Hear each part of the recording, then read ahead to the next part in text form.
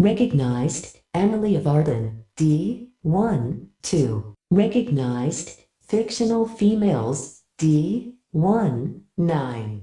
Today in the cave, we have the amazing co-hosts of the equally amazing Fictional Females podcast.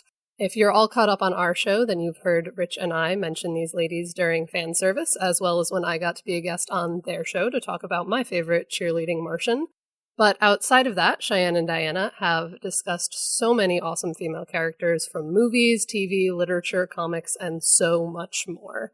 With deep dives into each character's personality, character arc, and place in the larger world of pop culture, their show is both super insightful and entertaining.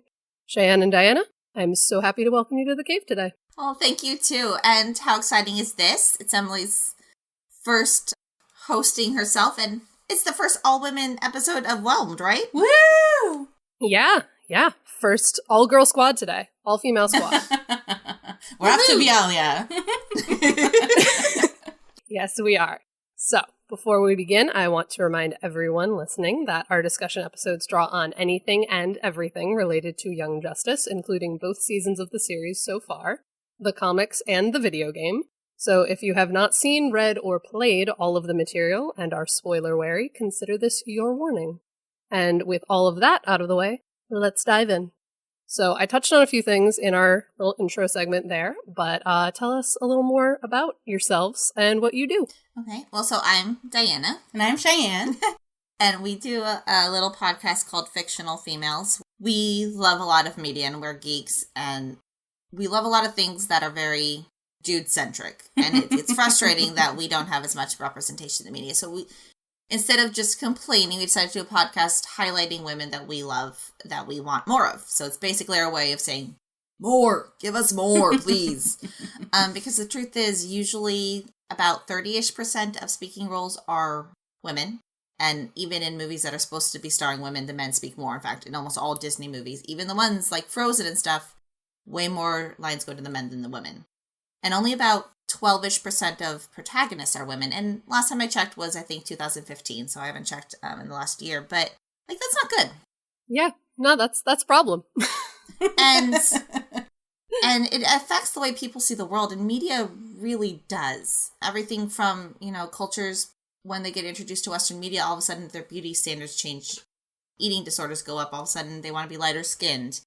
To things like the CSI effect, where juries think that forensics are supposed to be like how you see on CSI, and they're not, and people have gone free when maybe there's been evidence. To people thinking that torture works because they watch 24. And then things like guys feeling like they're owed women because they're the heroes of their story, and in so many movies you get the girl at the end. When, we're people. So anyway, we wanted to highlight good women, but also kind of, make people think about, hey, there are some things that could be fixed.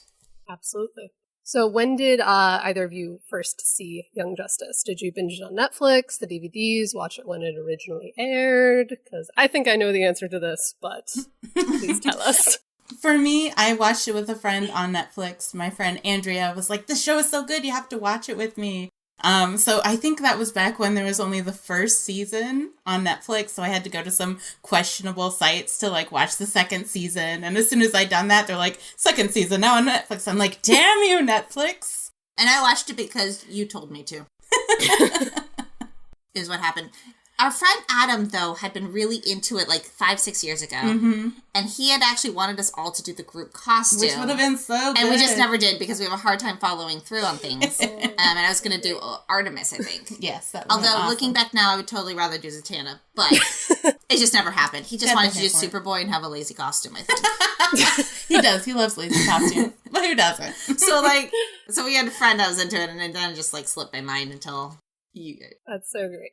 So, what was both of your experience with DC or just comics in general before you watched the series? We like knowing that. We're very much X-Men fans. We're super nerds. We used to read them at school at the lunchroom. Yeah, I've got 8 giant white boxes in my house that are just stuff full of hundreds of X-Men comics. So we've mostly been Marvel people. My dad raised me on, like, Conan comics when I was really little. Oh, did you see there's a Wonder Woman in Conan that's being written by Gail Simone? Yes. Sorry. Yes. So we've got a lot of, nerd knowledge, but for DC, I know it's less for me. I have a little bit more of DC knowledge, especially Wonder Woman, because how could I not? Because her name's Diana. In fact, I was just rereading Paradise Lost, which is from like 99, 2000. It is a great little trade book. So I had a little bit more DC knowledge. I already knew who White Nightwing was, and well, I knew who Nightwing was. Right, but then you forgot who Robin was for a while. Well, I forgot that there was like 8 of them. I forgot that there was a million of them. But no. Yes, there's a long list of Robins. Yeah. But anyway, so I knew a little bit more, and then I watched the Batman 66 show. I have the box set. So yeah, we're very, very much Marvel girls, but I had a little bit of DC stuff. That's so cool. So, as most of our listeners probably know at this point, so many episodes in, I wasn't into superheroes before I watched Young Justice. I watched some other kind of superhero-adjacent shows, like I watched Ben 10 and Generator Rex and other Saturday morning cartoons like so those. Much younger than us. But comics and superheroes specifically always felt very much like a boys' club that didn't have things that I would care about in a narrative, even back then. But Young Justice kind of showed me that superheroes could tell stories beyond men punching each other in the face saves the world.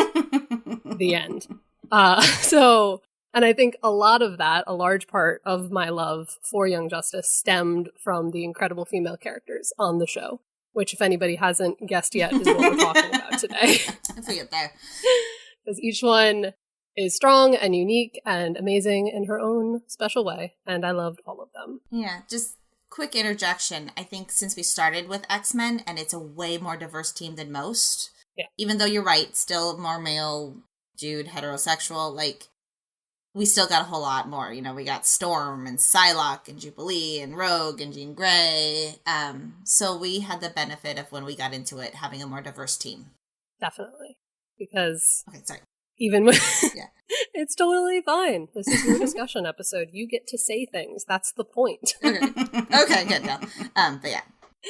So even though there are all of those amazing characters on Young Justice and all of these amazing women, there are considerably more male characters than female characters when you start looking at it.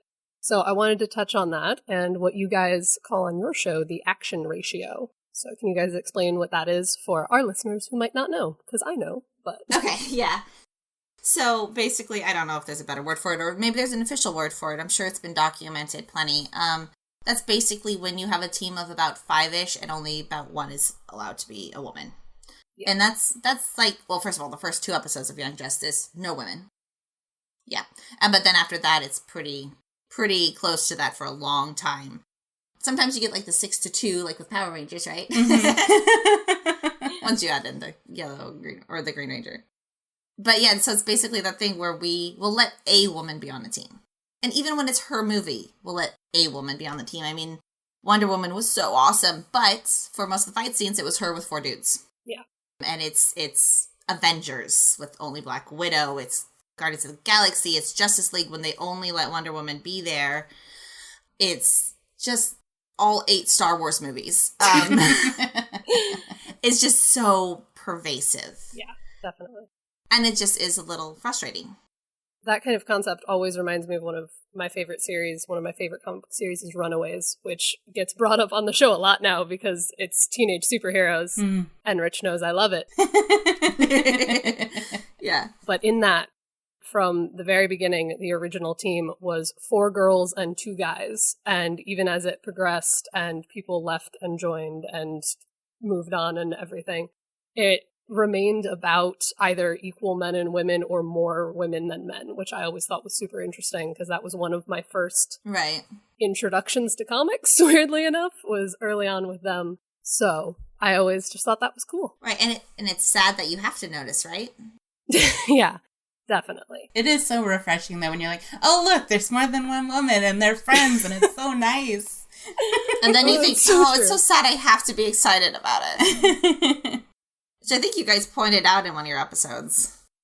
Yeah, when we talked about the episode in season 2 in which an all-female team goes on a little mission together, goes to Bialia, we pointed out, we're like, it's really sad that we have to be surprised that there are 5 women on this team and that they're all different enough that they can be a team together and it makes sense. Yeah.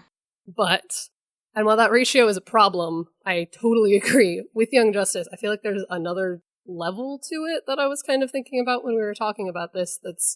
It's reflective of a larger comics history and a problem in general. Like, it's not just like brand new material so we can do whatever we want. And because Young Justice takes place in a younger DC universe, because they've talked about how far into like DC canon it is, it's pretty young. So there are relatively few sidekicks in the first season, and if you're going by DC history, Robin always has to be the first one, and then we go from there. So there's seemingly only 4 public sidekicks in the world in episode 1, which, I know, not good that they're all men.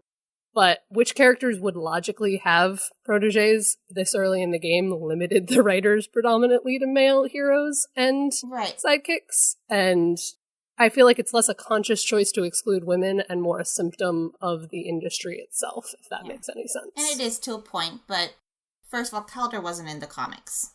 They made him up. But Aqualad was. You're right. Aqualad is part of the original team. They just tried to make Aqualad more interesting. You know, still could have tweaked things. And you're right, Yes. This is a way more interesting Aqualad. And two, it's its own universe. They could make stuff up if they felt like it. Yeah. I mean, obviously, maybe not Batgirl, but what about Supergirl?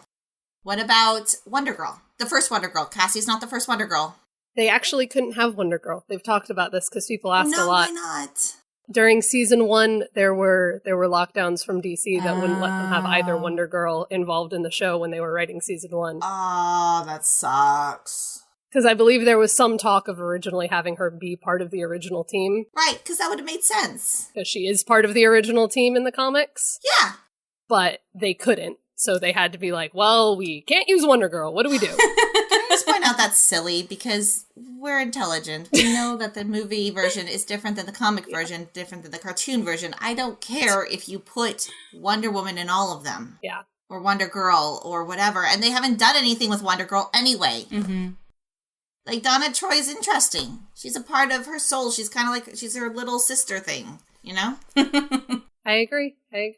But when preparing for this, I read up a little bit because Greg Weisman did address those concerns on his website because a lot of people are asking him, they're like, why weren't there any women in the first episode? And he's like, because we wanted to base things off the comics and we couldn't fit everyone that we wanted to fit in a way that made sense. And like, I understand his complaints and his points, but at the same time, I'm also like, where are my women? Yeah, and I think you're right. It is definitely a symptom of the larger comic book industry, and it's one of the reasons we do our podcast, because there are tons and tons of fabulous women in comics, but it's much harder for them to get into the spotlight, and even when they're being focused on, they don't always get to accomplish their own goals or things like that. And the truth is that we're still half the consumers, and we actually do buy half the comic books. It's just the industry refuses to acknowledge us. Yes. Which is also frustrating. And then there was issues like part of the cancellation thing, right? It's toys weren't selling because the girls weren't buying the toys so much. Well, instead of marketing towards girls... No. It's not quite that. Okay, good. Because... Okay, go for it. I know way too much about this show. I was around on the internet when all of the rumors were going around based on like one interview where someone said Cartoon Network was mad that girls watched the show because girls didn't buy toys and so the show was canceled. But it was actually that Green Lantern, the movie, happened, and the Green Lantern toy deal... Oh, is it? See, I couldn't find anything about that. The Green Lantern toy deal was connected to the Young Justice toy deal, and the Young Justice toy deal was what provided funding for the show. Right, okay. And so when studios were like, hey, we don't want to make Green Lantern toys anymore because the movie didn't work out and no one wants to buy them, they stopped making Young Justice toys, and so there was no funding to do the show. See, everything I was trying to look at all this stuff, and I didn't see anything about that. Yeah, that was a more recent confirmation thing from the people involved, and we've been trying to like spread that information so that everyone stops being mad about the female fans watch the show. Because I know, I was in that camp. I was in that girls do buy toys camp and screaming for days back in the day. Yeah, no, that's awesome. Though, actually, since we're chatting about toys, there is that problem, though, of they won't make the women characters into toys. Yeah. It's gotten better, but... It is getting better. But, like, they won't put Wonder Woman on Justice League shirts. They wouldn't put Ray in the toy sets for Force Awakens. Which is ridiculous. She's literally the title character. The And Force even- Awakens in her. They leave Gamora out. They leave Black Widow out of stuff. It's ridiculous because apparently little boys don't like girls on their toys, which is stupid because they don't care. If you don't tell them to care, kids don't care. I mean, up until at the turn of the century, early 1900s, everybody wore dresses until they were 7. And we still got manly men. But somehow my uncle is worried that putting a Wonder Woman onesie on a newborn boy is going to confuse him. Yeah. Even back in the day when they were selling the Young Justice toys, they did have an Artemis action figure. They did have a Miss Martian action figure and everything, which are awesome. You could get a little Artemis archery playset. It was really cool. Yay! But with that, when they did, there was a McDonald's tie-in, and McDonald's got to choose which characters were made into little action figures. And they chose the 4 boys of the team, Batman, and Black Manta. Black Manta? Black Manta? And they had 6 toys. And didn't include either of the girls Wow. who were part of the team at that point. They're like, we need 6 toys, so we're going to take the 4 boys from the team, Batman, and a villain who was in 1 episode. I mean, I kind of get Batman because everybody loves Batman, but Black Manta? And was this after the first season or was this after the second season? This was during the first season. Oh, well, then that makes even less sense. He's barely in 1 episode. Damn you, McDonald's! Yeah. Well, so then you can see And why it that's was why- so believable about the toy thing, though, right? Because, like, And this is why I have a tiny Batman action figure, but can't find. a tiny. But the Miss Martian one couldn't get out from McDonald's. Oh my goodness. But going back to the fact that there are fewer women on the team and they are slowly introduced and everything, I feel like part of that they make up for that issue in the early episodes by having every character that they introduce to the team after that point be a girl. They weren't like, let's add other male characters to the team. They're like, no, Miss Martian, Artemis, Zatanna, Rocket. Mm-hmm. We're going to add girls to this team because there should be girls on this team. Yeah, and I think honestly one of the strongest character arcs over the 2 seasons is Miss Martian. Yeah, I love her. And I think that that's really wonderful because a lot of times, even when there is a strong female presence, we usually get more from one of the boys. Yeah. And I think in this, definitely Miss Martian comes out on top. Definitely. Yeah. Although then there's those things. And I just want to say we really like this show. So, and we really like, honestly, pretty much everybody we talk about on our show too. But that does, even though you can love something, you don't have to think it's perfect, right? You're allowed to say there's a flaw. When you love a person, you don't have to say everything they do is the right thing, right? You're allowed to call them out. And when you love a job, there's still going to be parts that you don't like about it. So I just want to point that out. We don't dislike the show. We like the show. This is a good show. Between you being on ours and us recording this, my life has been Young Justice for 3 weeks now. And then we're going to do Batwoman record after this for our show. So I'm just going to be DC'd out for a while. Yeah. Yeah. If you love things, you got to be critical of them. You got to point out the things that aren't as great so that you can revel in the things that are amazing even more. Right, exactly. So it is nice that they add more women. And yeah, I love Miss Martian too. And I would like to point out, I liked her when she was a cheerleader. Same. We're gonna get to that. Yeah. We are definitely gonna get to I like that. But with all the girls on the show and pointing out how they added girls as they went. Yeah.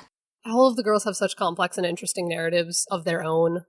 Each one is dealing with something outside of just being the token girl on the team, because I feel like that happens a lot on shows. They're like, you're a girl. Your defining characteristic is that you are the girl on the team.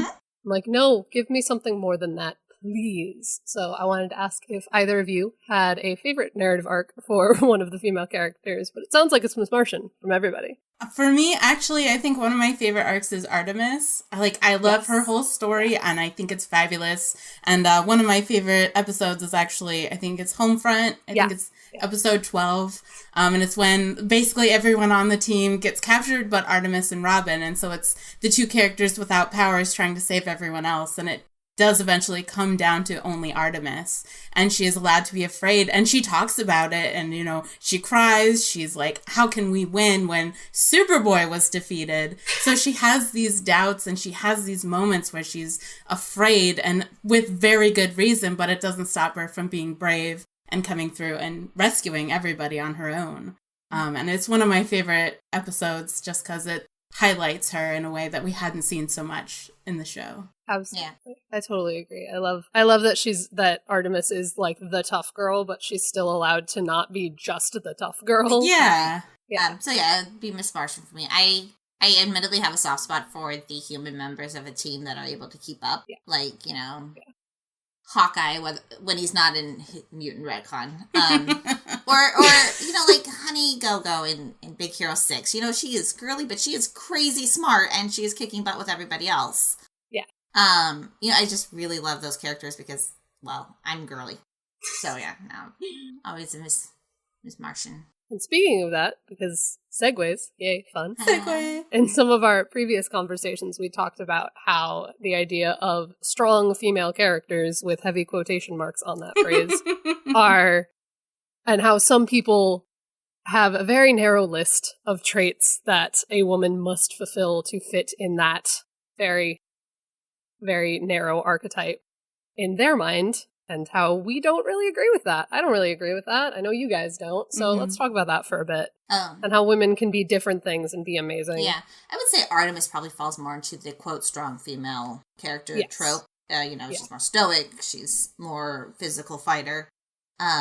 She's less feminine to a point. I hate the word strong female character, though, because, you don't say that for guys. You don't go and be like, Superman's a strong male character. No, nobody says that. I want to get to the point where we don't have to say that, right? Yeah. Definitely. And I think it's one of those things that's a problem. Like, for the long time, women were kind of background characters. Like, they just stand in the corner while they were rescued for guys. And so the backlash to that was anytime there was a woman in it, she had to be the best at everything. She had to be the smartest, the fastest. If she wasn't better at everything than a guy was, then, like, she wasn't the focus of a story. And I think we're slowly starting to get into those more complex arcs where they can have faults and they can suffer and they can be afraid and still come through that. And I think that's really where the strong female character thing came from, was just like a way reaction to the early stuff. So we're kind of trying to teeter-totter back into the middle where there's both. Right, and there's some great characters who fell into that, right? That's Ripley in a nutshell. Mm-hmm. But yeah, every time you have the one woman on the action ratio, I mean, there would be something about they had a bunch of older brothers, so that's why they could fight, or their dad really wanted a boy, so that's why they can box, or, sometimes or can girls fix like cars and stuff, and it's just like, ugh. You don't have to use a dude to define your own merits. We talked about this a bit in our Beneath review. Our Canary debrief was me talking about women in narratives and how they're important and how they're strong. And it's great because Beneath is the episode with 5 women all being different and cool. Right. But definitely, I totally agree that there is this narrow view that a woman has to be punching everyone in the face or else she's not strong. Right. And she has to do it looking a certain way. Yeah. And everything. And it's just a different form of a bad stereotype for people. Right. Yeah. And frankly, it's damaging. Both the male issue of everybody needs to be like Superman. Well, you just can't. And not every woman can be Wonder Woman. You just can't for whatever reason. Maybe you have a physical disability. Maybe you're not white. Maybe you're not straight. Maybe you have a mental illness. Maybe you just physically aren't built that way. Yeah. Or maybe you don't like it. But when we're expected to always conform to just the one type, that's damaging for everybody who can't. I agree. Because not everybody can be Wonder Woman, and not everybody can be Superman. Like, it goes for on the guy's side as well. Like, you just can't be. And then, like, I'm girly. I like pink and purple and butterflies, but I'm also crazy smart and love action. Like, I get to be those things. And so when you have a character like Miss Martian who bakes cookies and likes 70 sitcoms and cheerleads, but also she's probably the strongest person in the damn show. Like, that's important to me. Definitely. And it is a little frustrating to hear guys be like, oh, but she's so ditzy. I'm like, she could destroy you, and she might. Yeah, she's just a different personality, and, that's me. Yeah. I'm ditzy, but also I'm super capable. Like, I want to see people like me. That's why, like I mentioned before, I like Honey Go-Go so much on Big Hero 6. Not Honey Go-Go, I'm sorry, Honey Lemon and Go-Go. But because, she's pink, wears pink and purple, but she's also out there being a superhero with them. And she's got that crazy purse that she just, like, types in chemical compounds and formulas, and then, like, it just creates it. Like, she manufactured this crazy thing and then can come up with these things off the top of her head. That's amazing. Why are we not celebrating her more? And then she made it shaped like a heart because she has an aesthetic and she wants to keep it there. That's right. Exactly. And she's still there and she's still saving the day. And yeah, you just can't be that way. You know, you just can't always be Superman. And that's why, like, at least the first 3 series of the Defenders on Netflix, the Marvel shows, were so important because you've got a blind man. So you've got a man with a physical disability being a superhero. You've got, you know, a black man who's had a whole lot of institutionalized racism thrown at him being a superhero. You've got a woman with PTSD being a superhero. And then you've got Iron Fist, and I just don't know what to make of him right now. But those are, like, crazy important to me because all of a sudden, like, these people don't fit the mold, and they still get to be the heroes. Absolutely. And so, that's so great. Like, we just so need that. Yeah, because I can't be Wonder Woman. I just can't physically. Mm-hmm. And so if we're only being told we have to be one way, it hurts our brains. And it gives you depression and anxiety and eating disorders, which is why, like I mentioned before, there's a lot of cultures when they were introduced to Western media, eating disorders shot up because all of a sudden they're being inundated with this new standard that you just can't live up to. Mm-hmm. And I think that's one of the strengths of the show is that they do bring in a lot of female characters. And even though they don't all get focused on as much as Miss Martian and Artemis, like just having those different body types and those different power sets, I think really brings the show to the next level. I love how Cassie can't be quiet. She's just so excited. I love her. I love them all.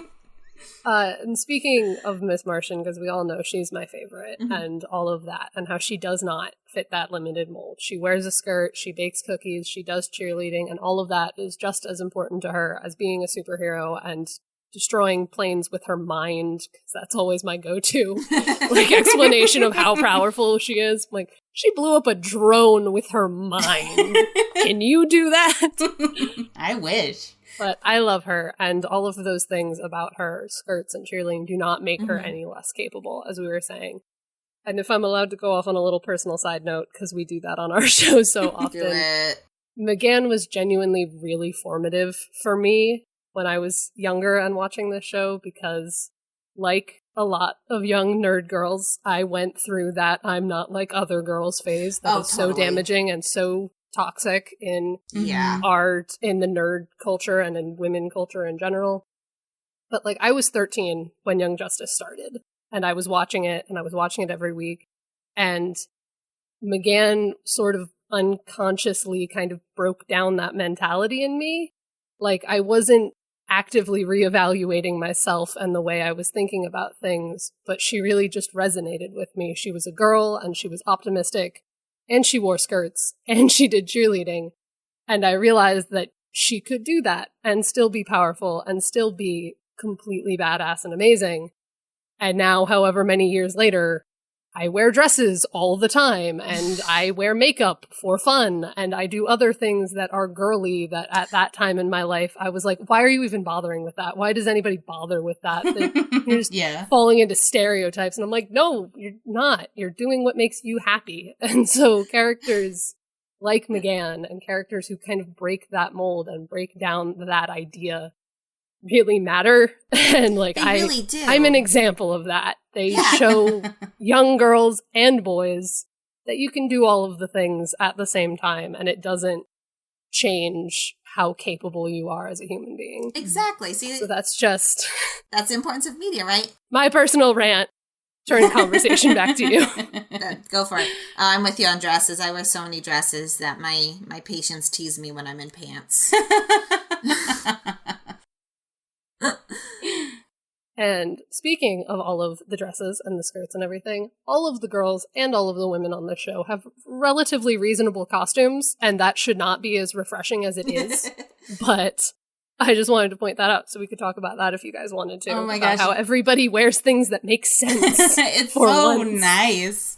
And like, and there are like a few things, like I know Artemis wears a belly shirt, but one of the nice things about that is that since most of the girls do wear reasonable things and they wear different types of outfits, To me, that's Artemis wants to wear it, not she's a woman, we need some belly. Yeah, so it also, doesn't bother me at all. She's a hot teenage girl. Yeah. So, I mean, and it's nice. And I think that's another big reason why diversity is important. It's, you know, if she's wearing something like that, it's not because girls have to have exposed bellies and tits out everywhere. It's because she wants to wear it. And so when we see the different costume types with the different levels of covering, it seems natural and it seems like part of their character. Yeah, and you know, I actually always liked Zatanna's costume, even before Young Justice, because, yeah, I know she's not wearing pants, and usually we have a problem with that, but also, she's a stage magician, I mean, and that's like, it's her look. That's what they wear. It's her aesthetic, and she's sticking to it. I think it's hilarious that she and her father just basically wear their stage clothes when they're fighting crime. Definitely. And in season 1, I love that she has little heels on her costume, like they're not stilettos, but she's wearing little heels. And then in the episode Secrets, in the Halloween episode, her and Artemis are running, and she's just like, these are not practical right now, and just changes them with the spell. I know, which is so great. That's so great. That's if you can do that, why you can. That's always my like argument for why Miss Martian wearing a skirt is fine. I'm like, she can change her clothes whenever she needs to. Yeah, it will never get in her way. So it doesn't matter. Yeah, they literally respond to her mental commands. Like, also, I mean, she doesn't really run, she flies, so, like, I don't care if she's in heels. Yeah, it's not like she's running, jumping, climbing trees. She's just, like, floating. Yeah, but then, you know, like, I don't think Cassie and, like, Barbara wear heels in season 2, right? I don't remember. I think I remember them. Every woman on the show has flat boots. Yeah, which is that so makes nice. So much more sense. If they had put, say, Artemis in heels, I might have had more of a problem. Instead, she gets combat boots. Or if no women in the show wore pants, then I'd have a problem, right? But most do. And except for, like I said, Zatanna and Canary. And then, yeah, Miss Martian changes her clothes whenever she feels like it. So sometimes she's in the little white dress, but a lot of times she's in the darker, full-bodied outfit, and then she kind of sticks with that after a while. Yeah. In season 2, she grows up a little. She's like, maybe pants are a better idea all the time. Yeah. Can I just real quick say how funny it was, how upset you were she cut her hair? Yeah, we all know. We all know that I had a very emotional reaction. And that's okay. Like, haircuts are usually shorthand for some emotional change, right? Yes. It's just, she doesn't actually have hair. Like, it's not even a haircut. She just feels like having it in a different style. That's true. It's like one way to experiment with hairdos. Like, I can change it tomorrow if I don't like it. I mean, she could decide to have a blue mohawk in 1 hour and, you know, pink bob the next. That's what I would do if I had those powers. Me too. Exactly. I would constantly change it. Yes. It's great. They're all great. So, over on your show, sometimes you two talk about the idea of all characters, but particularly female characters, because that's what you focus on, falling into one of 4 categories. So could you guys maybe explain what those 4 are for our listeners who don't know? Sure. It's my theory that fictional characters fall into the 4 categories. I call them the 4 Ps. I feel like there needs to be a better way to say that because I sound like, you know, somebody has to go to the bathroom every time. But person, you know, somebody who gets to be a complete character. Prop, plot device, or prize. You know, a prop is that character, especially the woman who's just kind of there in the background. So there is a woman. Yes, there's a woman. But honestly, it's like Wonder Woman in the first season. She doesn't really do anything. She's just kind of there. Yeah, but half the mentors don't do it. Anyone who doesn't have an actual sidekick doesn't really do anything. Right, so it's, and it's not just women, but, you know, that's just the example, at least in this show. The plot device, those are the people who aren't there to be their own person. They're just there basically to move the story forward. Yeah. And that feels like Canary a lot of the time. She comes in and she's kind of there to facilitate their therapy or their training. But, you know, we don't know anything about her really. Or, of course, the prize, which is the, you know, when the girl's there just so the guy gets her, right? It's Karate Kid. Mm-hmm. Yeah, I defeated the bad guy, I did all the things, and now I get the girl at the end. Right. Which is just, yeah, so pervasive and frustrating. And so, yeah, so the prize, like I said, it's when you get the girl at the end. It's the trophy wife. It's, you know, the hero wins and rescues the princess and whatever else. Yeah. A good example, actually, of plot device relating to comics would be the Frigid Girl. Yes.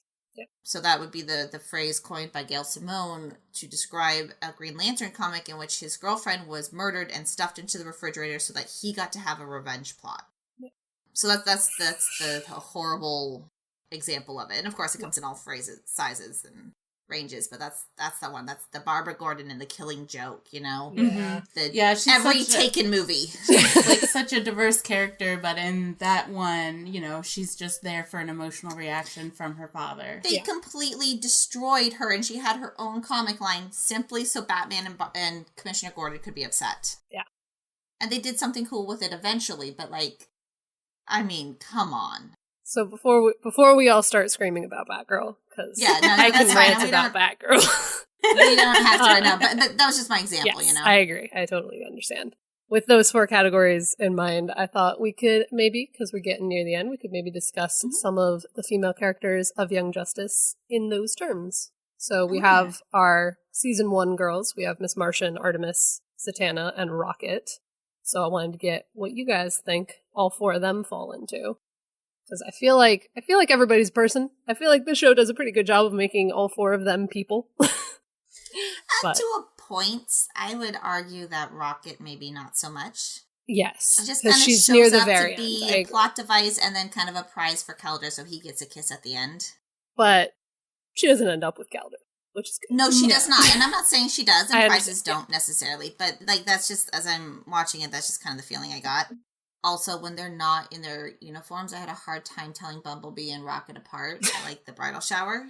Which is such a great scene, but it's like, wait, everyone's not wearing their color suits. That's a whole other discussion about women in comic books. I understand. So McGann, totally a person, right? You know what she does on her days off. She makes salads and cookies and watches 70s sitcoms and wants to cheerlead and be one of the girls. And goes to cheerleading practice. Yeah, exactly. So you know what she does. And Artemis, too. I think she's definitely a person. I think she's kind of a product of her upbringing where, like, she is that intense about training and getting out there and the way she interacts with people. Yeah. But she definitely... Dad is awful. Her dad is the worst. I mean, who wakes up next to a stranger is like, I might have to kill you later. I feel like my dad's being an asshole right now. So I think we get 2 very distinct people who have different ways of dealing with Interestingly, they're both kind of fighting against their nature to a point, right? McGann's fighting against the whole white Martian thing, and Artemis is fighting against the having supervillains as parents. Yeah, definitely. And obviously, we know Huntress is not always a supervillain, right? She's one of our gray area people, but you know what I mean? Like, she's kind of fighting against her own upbringing. Zatanna, I think is a person not as complete as the other 2. It's true. Because she comes in later, and then she's in the Justice League in season 2, and we only see her like twice. Right. But, you know, I'm not sure what she does besides magic shows on this time off, you know? So we do get less about her, and part of it is a team show, so it's so hard to focus on everybody a whole lot. But I do think we do get more from her. We know about her dad. We know about her relationship with the other characters a lot more than we get from Rocket, who kind of shows up. And it's like, my powers are important, and then disappears. And then reappears in the second season, like, my powers are essential to save Blue Beetle. And then she disappears again. I think there are issues, but I think it comes more down to the fact that it's just such a large team, and they were not putting an emphasis on her character. Yeah. With Rocket, some of it, for me, comes in, like, there are little things that they show with Rocket. Like, she has the bridal shower in season 2, so we know, at least in season 2, Rocket has a stable relationship. If you read the comics, there is a really brief reference that people had to do tons of DC Comics digging, but to figure it out. But there's someone, I forget who it is, mentions in an appearance in the comics that are set like right before season 2. They're like, you have to show me pictures of a name that I'm completely forgetting right now before you go. And then they move on with their conversation and they walk away. And people who knew what that name was and were doing digging, it's her son in the comics. Oh. So people were like, wait, Rocket has her son in this universe. Apparently, possibly. So, like, little things like that they kind of did make me feel like she's person, but I agree. She's kind of gets closer to being plot device than the other girls just because of how little time they get to spend with her. Now, I only watched the show. I haven't read any of the tie-in comics or played the games. And honestly, a show or a movie or a book or whatever needs to be able to stand on its own. Yes. Which is a whole frustrating thing about comics right now is they won't tell a freaking complete story in a single issue. But basically, so that's awesome that there's more. And then awesome that puts her in the person category. But if you're just watching the show, you don't get that. Yeah. And if you can't understand, say, a plot point or something without having to look at other material, then it fails as a show. So luckily the show does not do that. But, it's like when you watch a movie and people are like, no, you have to like read the books to understand that. And I'm like, no, then it failed. Because, it's not telling us what we need to know. I need to be able to just watch this. Just as a plug, the comics are great. They're kind of just supplementary between episodes. You don't need to read them, but it's like, if you want to know, like, there are like 3 episodes where Robin, Artemis, and Kid Flash just aren't there. Oh, they're there. And people were like, where are they? And the comics were like, they were off doing this. You don't need to know, but if you wanted to know, here you go. Which is exactly the way to do it. So they're really fun. Hashtag buy Young Justice comics on Comixology. Yes. Get it trending. But after that, we have, of course, all of the season 2 girls, Wonder Girl, Bumblebee, and Batgirl, who all get added in. So, your thoughts on them in these categories? I would have loved a lot more of them. I agree. I don't feel like we really get to know them at all. So much of season 2 is focused on Blue Beetle. Right, it really is. An Impulse. I forgot that Guardian and Bumblebee were dating. Like, I literally did. I just thought he was being weird and, like, pining for her. And, oh, no, she was just not being a super great girlfriend. Yeah, she's like, I'm busy now. Come back. I did not realize. That's so hilarious, though. Oh, my God. And admittedly, I miss things sometimes. It's just kind of me. I would have liked more. I would have especially liked more of Cassie of Wonder Girl. Definitely. And it would have given us more of Wonder Woman and understood what their relationship was more. Mm-hmm. Same with Batgirl. Exactly. And we could have, like, gotten into, like, her and Batman. And can I just say, okay, I know not woman thing, but, like, I like this version of Batman. Yes. I like the Batman who is so driven to create a family around himself. Yes. I am over this thug Batman in, like, the Dark Knight Rises series. Like, that just fights things. Like, I want my detective. I want my team member back. I want the guy who keeps adopting kids because he just, like, he's so desperate for that family he lost. And he knows that they are, too. I absolutely love Bat Dad. Bat Dad is best. When he's, like, talking to Clark and he's like, hey, you're being super shitty to Superboy, it's like, you're getting dad advice from Batman. Right? That's how bad you are. I think people forget Batman is a dad. Like, he adopts Robin. Mm-hmm. Yeah. Like, well, the first Robin, Dick Grayson. Yeah. I think he might adopt Tim as well. I can't remember if Tim he does. His parents weren't dead initially, but then they did die. Mm-hmm. I don't know. Anyway, and then of course he's got his actual kid, Damien. And we've talked about it a bit on our show before about how a lot of people assumed because of the comics because of like the original DC comics, not the tie-in comics, that Dick Grayson became Nightwing in this show the way he becomes Nightwing in everything, where he has a fight with Batman and storms out. And Greg Weisman came along and was like, no, why would you assume that? He just wanted to move on and not be a sidekick anymore because he was a young adult, and that's about what happened. I kind of figured that, actually, when watching it. I didn't get that animosity feeling. And he felt a little big brotherish to Tim, and obviously was upset over Jason. But okay, I'm sorry. That was an aside. It had nothing to do with women. I just really like the Batman that's a team member and kind of leads the team and is tactical, because not every problem gets solved by hitting things, so Wonder Woman and Superman can't fix everything.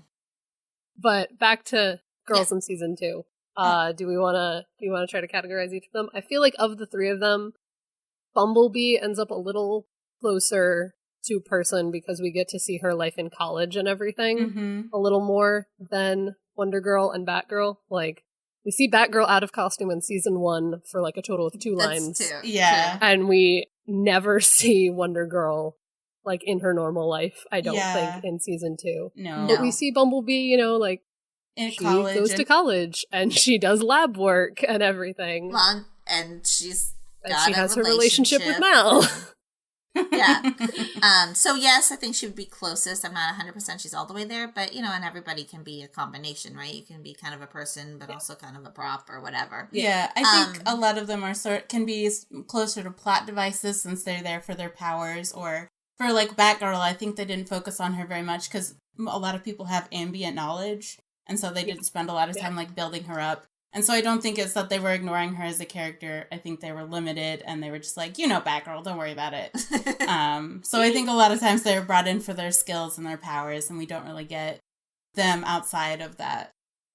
In the comics, because I like bringing those up because they're fun, we do get a little bit more of Batgirl and get to see her kind of out of costume dealing with Dick Grayson, because they both went to high school together, so she knew him before she knew him as Robin, and that's kind of fun. That is fun. Can I just point out real quick how hilarious it is to me that Artemis and Robin go to high school together, right? First season. Artemis does not know, but Robin so does, and it's just so funny to me.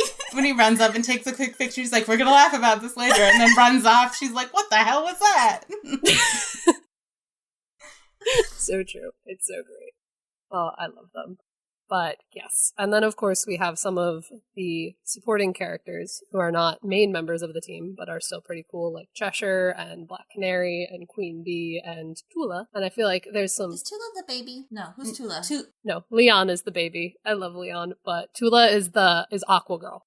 Oh, right! Yeah, they're plot devices, just all of them. I'm sorry, but like, if you don't read the comics, you don't know anything about Tula other than Calder loves her and then she's dead. Mm-hmm. Yeah. She's a refrigerator girl as far as I'm concerned. She's not.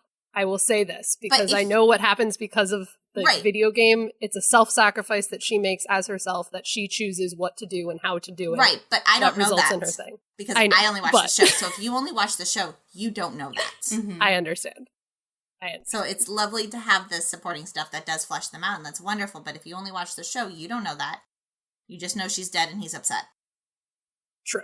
I make the argument that Cheshire and Black Canary both fall slightly more towards being people, only because we get a little bit of Cheshire's life outside of being an assassin with Roy and with her daughter and with with her family, and the relationship she has with Artemis and the relationship she has with her dad and how that's really complicated. Yeah, I guess I can accept that argument. I agree with you on that one, because we do, like, she's not a huge focus, but just like when we focus on Artemis, like, their stories are tied so closely and they're in such similar situations that we learn a lot about her with just like a few light touches. And so I think Cheshire is a person. She's got a family. She's got a family history she's struggling with.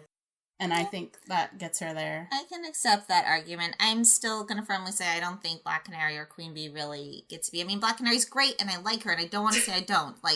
But I mean, we just don't get enough of her to know. I don't know what she does, what movies she goes to. I don't know what she's like at home with Green Arrow, assuming they're married in this verse.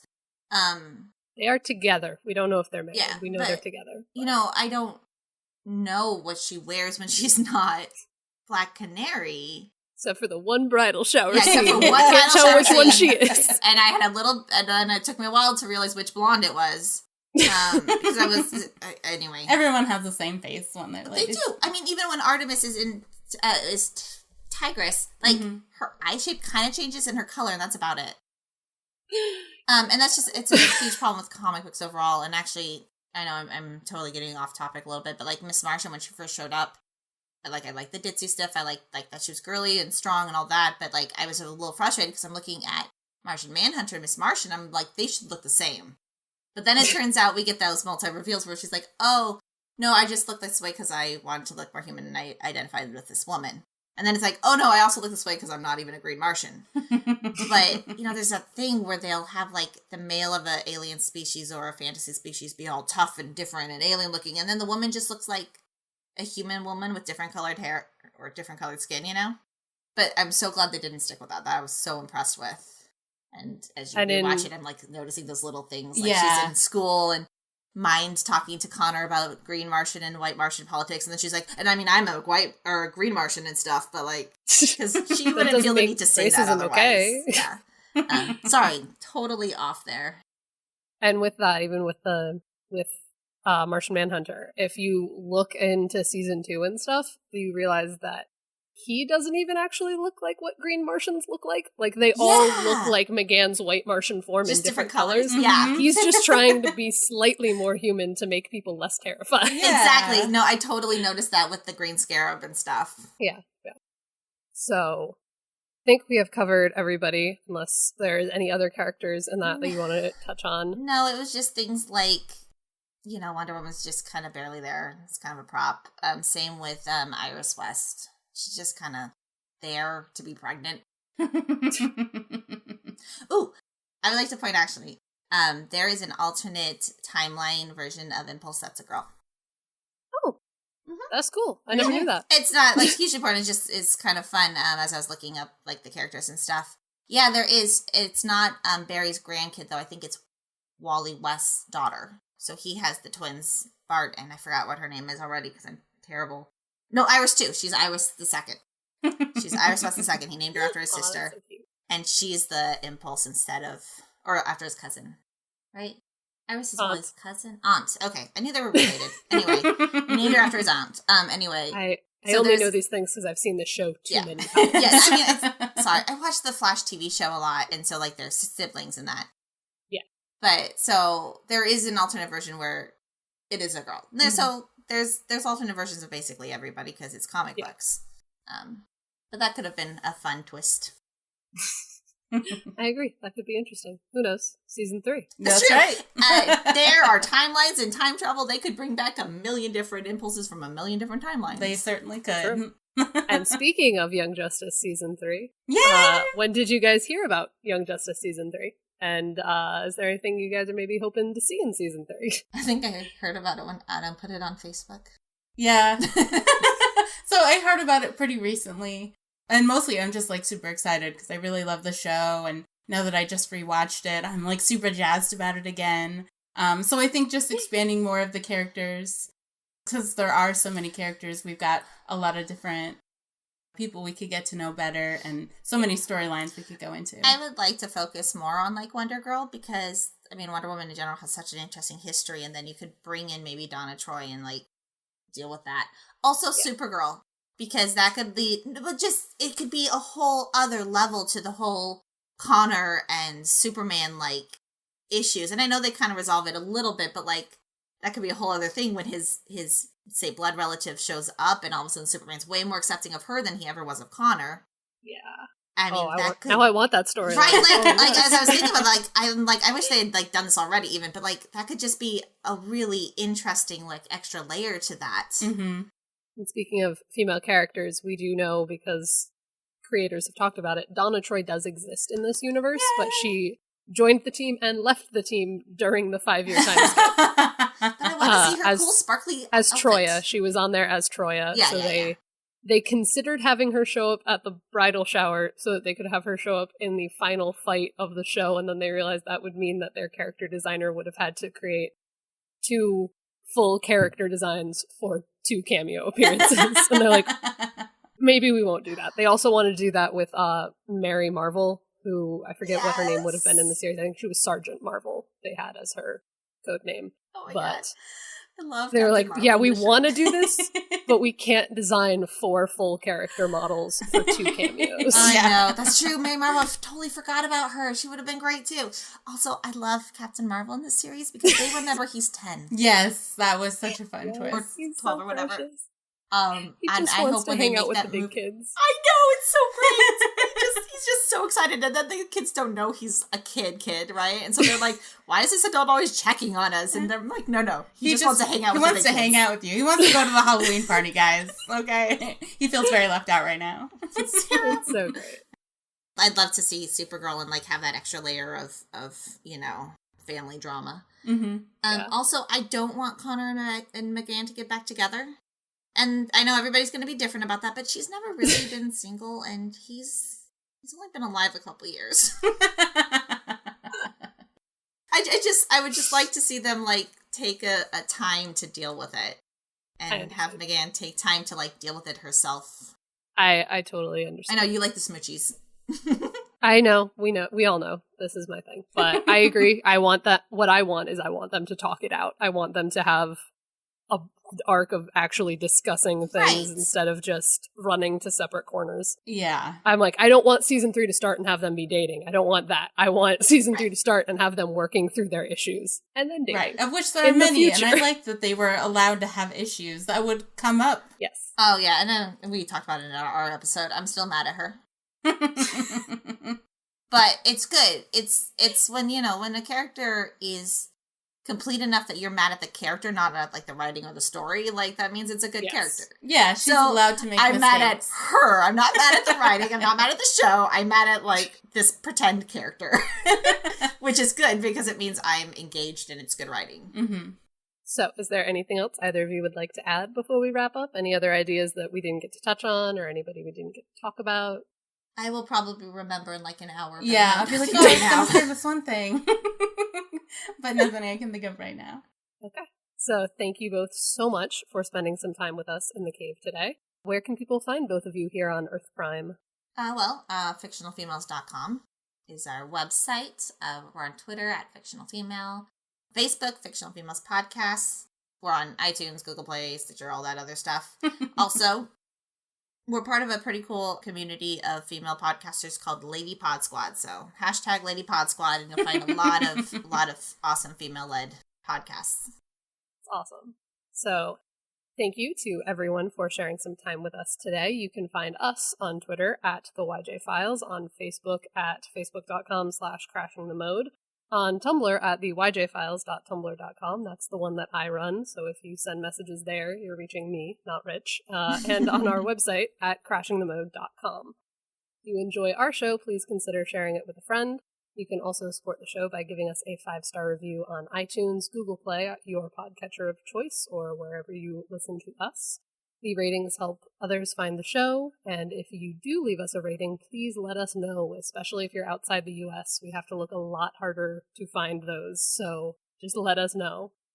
And if you'd like to support the show in getting more reviews, discussions, interviews, and so much more, consider linking over to patreon.com/crashingthemode and pledging a few dollars a month. As a thank you, we are offering access to our episode outlines, Young Justice-inspired role-playing game adventures, in-depth articles on subjects we've only touched on in the show, and a free copy of the Masks RPG from Magpie Games, the one that we are playing right now, that is being released right now as we are recording this, and the opportunity to play in a quarterly superhero-inspired role-playing game session run by us.